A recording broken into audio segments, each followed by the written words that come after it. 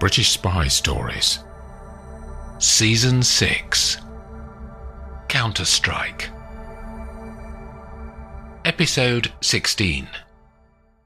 The sound of the waves washing up on the Mediterranean beach 100 yards away can just be heard inside the Orlov family home as Gabby looks out from her eyrie and waits at the front window. The slow rumble of two vehicle engines starts in the far distance towards the north. The noise gradually builds and becomes more distinct, and Gabby walks out across the front lawn to the main gates. She pushes the release button, and on the road outside, two dark grey Land Rover Defenders with blacked-out windows are waiting. They roll into the compound when she waves them on. From the first vehicle, Agent Garnett appears. Born Julie Donovan, she is one of the young MI6 officers, biting at Gabby's heels to be the best agent in Europe. Her blonde hair is tied back, and her olive-green eyes sparkle at the idea of the operation that she has been given to secure the Orlov family. She and Gabby worked together last year to root out a data leak in the Direction Générale de Sécurité Intérieure, France's MI5. Garnett is leading a team of 4, and they start to bring in the equipment from the Defenders. The first priority is to create a comms room in a bedroom on the first floor. Luke, the tech branch officer in the group, configures the CCTV system in the house to give Garnett eyes and ears at all points along the outside wall and in the grounds surrounding the house. During the following 2 hours, the team assesses the risk points for ingress into the compound and establishes defense and attack plans for 3 scenarios that they consider to be the most likely. Finally, they bring in an arsenal of handguns, automatic weapons, and grenades to ensure the safety of the family. Gabby gets a message on her phone from the head of MI6 operations, Sir Bernard McIntosh, while Garnett's team are setting up. He is asking for a video call to get an update on Operation Carnforth, the allocated name for the job of bringing in the defector, Alexei Orlov. "Are we linked securely yet to London for this comms room, Luke?" says Gabby, as she leans on the doorframe. "Yes, Mum." "I'd like to make a call in that case. In private?" "Of course." He jumps up and closes the door behind him. Gabby settles into a chair at the centre of the screens. She clicks and types through the security to access the MI6 master system, Oberon. She selects video, and the line rings out into her earpiece as she clicks on Sir Bernard's profile. His assistant Lawrence answers and puts Gabby through. One of the screens on the desk before her fades up with a video stream of Sir Bernard in his office on the 5th floor of Vauxhall Cross, MI6 HQ. Behind him, out of the window, the River Thames cuts through the city on its way to the sea. "Hello, Gabrielle." He is a man in his late 50s, wearing his ubiquitous dark grey suit. His kind blue eyes look at her over the top of his glasses, beneath his salt and pepper hair. "Hello, sir." "Has Garnett's team set up?" "Yes, sir. I'm in their comms room." "We have an important piece of intel that has come to light," he says. "GCHQ analysed the tank X-ray scans that you found in Prague. These were Alexei Orlov's proof of the authenticity of his defection, of course." "That's right, sir." "They're fake, I'm afraid, Gabrielle. The engineering team compared them with other battle tank structural, mechanical and wiring plans. They even created a test bed. The machine detailed in the scans does nothing. It wouldn't work in practice," he says. "Given the high level of Russian battle tank expertise, this cannot be put down to incompetence on their part. This is a decoy." "Do we think the whole defection is fake too, sir?" "You spoke to Orlov, Gabrielle, coming over the channel. You've been trained to identify liars in various training courses over the years. Did he seem genuine to you?" "He did, sir." "Then it's a quandary." "If he really does want to defect," she says, and he believes that the X-ray scans are real. Then his defection was blown from the start. The Russians must have known, and allowed him to get access to forged plans. Sir Bernard watches her think through the options on the mahogany-framed screen built into his desk. Or, she continues, Moscow is trying to divert our attention from something bigger. And they fabricated the whole thing. Due to your level of security clearance being top secret plus, I can tell you that there has been the theft of a prototype British military battle tank 2 days ago. But MI5 are putting every effort into finding it before it leaves the UK. Is Orlov connected, sir? She screws up her eyes slightly. There's no intelligence to indicate that. As far as MI5 know, it was a straight SVR operation, using their embedded sleepers in the UK. Orlov would have known about it. He's senior enough. Agreed, says Sir Bernard. He stands up and walks to a teapot and cups that have been set on a sideboard under one of the windows overlooking the water. The camera on the desk tracks him as he moves. We still don't know why he ran in Prague, sir. It indicates that he has a covert agenda. He'd already entered into our protection when Talgarth collected him in central London. I saw on your daily report from Luxembourg about Kurigin threatening Alexei Orlov's family, says Sir Bernard. That makes more sense. Orlov defects. Moscow wants him back. They send in the heavies to threaten anyone they can to pressurize for his return. To certain death if he ever got to Moscow, she says. Of course. We'd do the same with a defector, Gabrielle. MI6 policy has changed since Philby. Now we'd send an assassin to immediately clear up. I need to find Orlovs, sir, and get him to tell me what's going on. The latest report from London Control on their efforts to locate him says that they've drawn a blank despite all of their gizmos, trackers and satellites. Have they used the new Mallory system, sir, to identify his weaknesses? I don't think they have. He sits back down and takes a sip of tea from his Royal Dalton cup. Let me show you, sir. She pulls up Alexei Orlov's MI6 file on one of the screens next to her and drags a document into the video window. I'm sharing this with you, sir. You should be able to see it. I've got it. Mallory is the new GCHQ AI software. We can put Orlov's personal data into it, and it will identify his predispositions, his human frailties. She presses a mouse button and the Mallory application displays a timer. After a few seconds, a list appears, and Gabby reads from the screen. Mallory has identified that Alexei Orlov has 3 weaknesses. His minor ones are alcohol and gambling, but by far his biggest is extramarital affairs. How does it know? Says Sir Bernard. It's using a large language model that has been fed with the GCHQ database and the Interpol database. Those contain vast volumes of espionage information and data about events, terrorists, criminals, and their human frailties. Mallory has compared those criminal behaviours with Orlov's behaviours and extrapolated them back to find his weaknesses. Those aren't facts, then, says Sir Bernard. Guidance, sir. 98% accurate in their trials, apparently. Cherchez les femmes, then, he says. Yes, sir.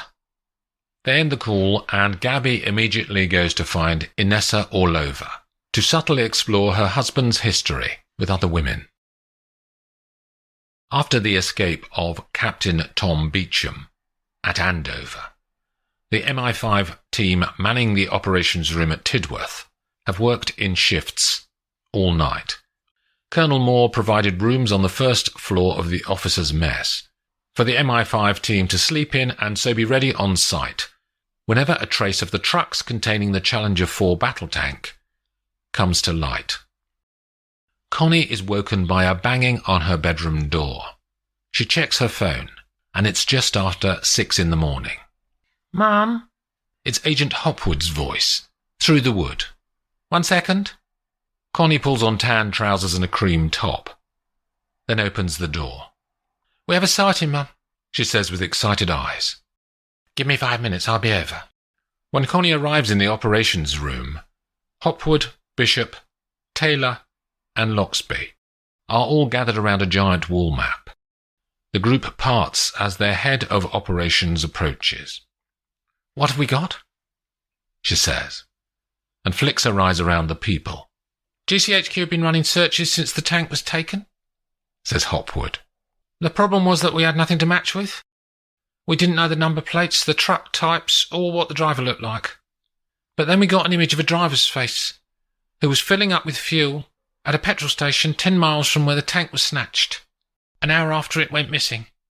There was another truck with him, and that same man then made an overnight stop at a motorway services last night, along with the other truck. The faces matched. The data only just came through to us." "And where is that overnight stop?" 20 miles from Felixstowe, the UK's largest ro-ro port." She refers to roll on, roll off. "We move now," says Connie. "How long by road?" 3 hours, Mum. Call my driver." The journey is mostly motorway, and Connie's driver puts on the siren and blue lights to speed their way to the seaport on England's east coast. As well as being bulletproof, Connie's Range Rover has a secure communications hub built into it to allow her to be in constant contact with both Tidworth and the MI5 HQ in Thames House during the journey. Loxby is riding with her and gets the CCTV photograph of the driver enhanced by GCHQ. Then she runs off prints of the man's face in the car to start showing to people at Felixstowe to help track him down. The dockside cranes appear on the horizon long before the SUV stops at the security barriers at gate number 1. The driver shows his MI5 ID and the guard waves them through. Connie and Loxby are taken to the Port Management Centre. Inside there is a main operations control room with 20 screens spread across one wall and half a dozen operators talking on headsets to give instructions to the crane drivers, loaders and ship's captains. A tall blonde man approaches them and holds out his hand. "Michael Clark, Operations Director." "Connie Barrett, MI5, she says. "I understand the vehicles are on site and entered your port authority 2 hours ago." "They did," says Clark. "We've got video of them arriving." "Where are they now?" Clark looks uncomfortable. "Our roll-on, roll-off service is unaccompanied." "Which means what?" Connie narrows her eyes.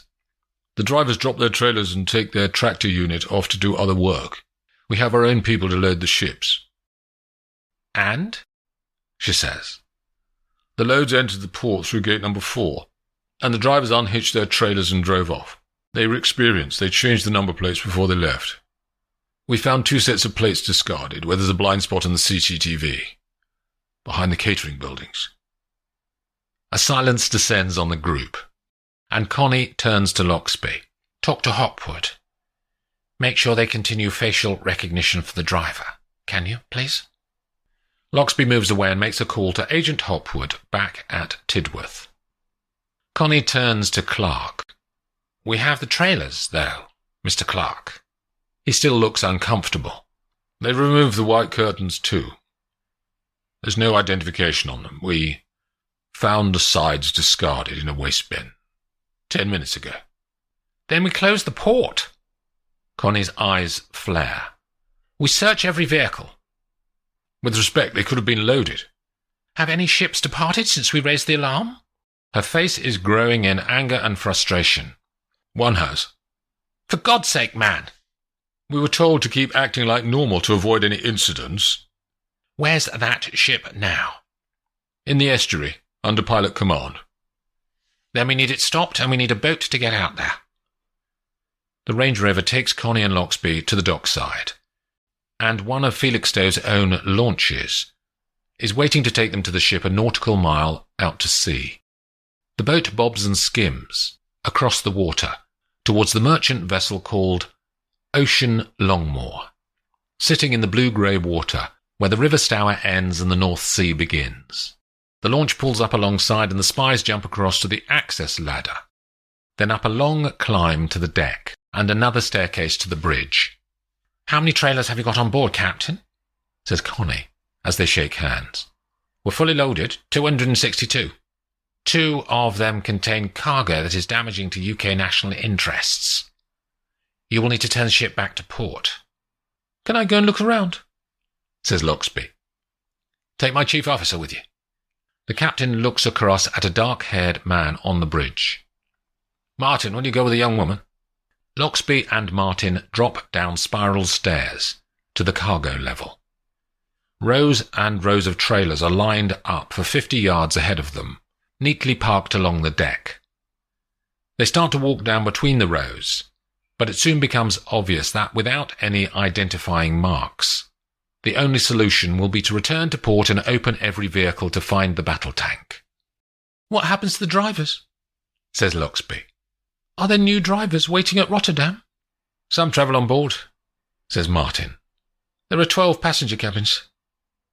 "Can you show me?" The man leads the way aft, where the accommodation is laid out across 2 levels. "Do you have a list of passengers?" says Loxby. "Back on the bridge," says Martin. "I can get it for you." They arrive at the end of the corridor that contains the passenger cabins along both sides. Loxby tells Martin that she's going to have to see every person's face. The chief officer starts the process of knocking on doors and letting Loxby check who's on board. In her hand, she keeps one of the printed photos of the driver to see if one of these 12 people has seen or is the man they're looking for. After 10 rooms, Martin knocks on door number 11. There's no answer. He thumps harder. Eventually a man's voice calls out and Martin explains that they need the door to be opened. Another 30 seconds later, the sound of the lock precedes the door opening, but it's not the man they're looking for. He slams the door after they've finished and the spy and the chief officer walk up to door number 12. Martin hammers on the door. "Open up, please, chief officer." Again, there's no answer. Martin repeats his actions, only louder. Still nothing. "Have you got the master key?" says Loxby. Martin pulls a bunch of keys from his pocket, then turns one in the lock. Inside, there is a set of bunks, and 2 men are asleep on them. Loxby can't see their faces as she and Martin walk over to the beds. "Sir?" says Martin, to the man on the top bunk. "Sir." He reaches out and pulls the man's shoulder, but he falls onto his back. His eyes closed. "It's the driver," says Loxby. "If I'm not mistaken," says Martin, reaching out to put 2 fingers on the man's neck. "He's dead, Mum." "And the other guy?" she says. Martin checks for a pulse. "Same. Both deceased." At that moment, on the motorway just outside Felixstowe, driving a heavy goods vehicle tractor unit with changed number plates, Tom Beecham rubs at the dried blood on his right hand before he takes the turning to go south towards London.